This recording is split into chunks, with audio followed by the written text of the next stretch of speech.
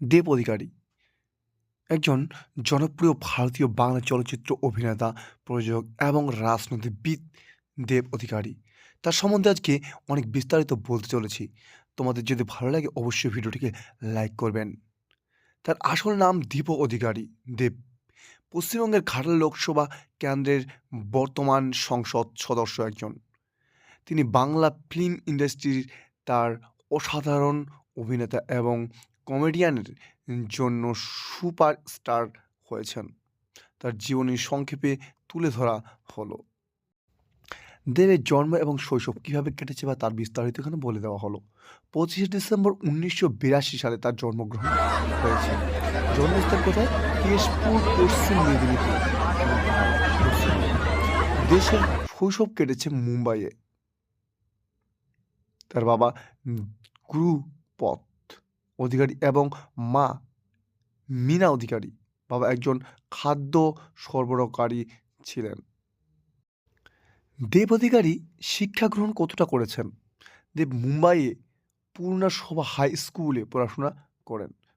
পরবর্তীকালে তিনি ভারতীয় বিদ্যাপীঠ পুনে থেকে কম্পিউটার ইঞ্জিনিয়ারের ডিপ্লোমা করেন। কর্মজীবনে তিনি কি করেছেন? চলচ্চিত্রের জীবন শুরু করেছেন কখন? দেব বাংলা চলচ্চিত্রের প্রথম আত্মপ্রকাশ করেন 2006 সালে 'অগ্নিশপথ' সিনেমার মাধ্যমে। 2008 সালে মুক্তি পায় 'আই লাভ ইউ' সিনেমা। তার ক্যারিয়ারের সবথেকে বড় সাফল্য।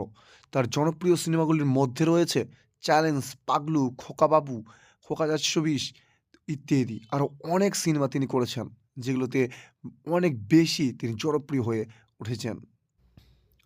দেব 2014 সালে নিজের প্রযোজনা প্রতিষ্ঠান দেব এন্টারটেইনমেন্ট ভেঞ্চার প্রতিষ্ঠা করেন। তার প্রযোজিত উল্লেখযোগ্য সিনেমাগুলি হল 'চাম্প', 'কবির', 'পাসওয়ার্ড' ইত্যাদি। রাজনীতি কবে থেকে শুরু করেন তার একটা বৈশিষ্ট্য দেওয়া হলো। দেব 2014 সালে তৃণমূল কংগ্রেসের টিকিটে ঘাটাল লোকসভা কেন্দ্র থেকে সাংসদ হিসাবে নির্বাচিত হন। তার উন্নয়নমূলক কাজের জন্য তিনি এলাকার জনপ্রিয় একজন অভিনেতা হয়ে ওঠেন। ব্যক্তিগত জীবন দেব তার মাকে খুব ভালোবাসেন এবং তার জীবনে অন্যতম অনুপ্রেরণা হিসাবে দেখেন তার মাকে। তার ব্যক্তিগত সম্পর্ক নিয়ে আলোচনা থাকলেও দেব ব্যক্তিগত জীবনে খুব গোপন রাখতে পছন্দ করেন।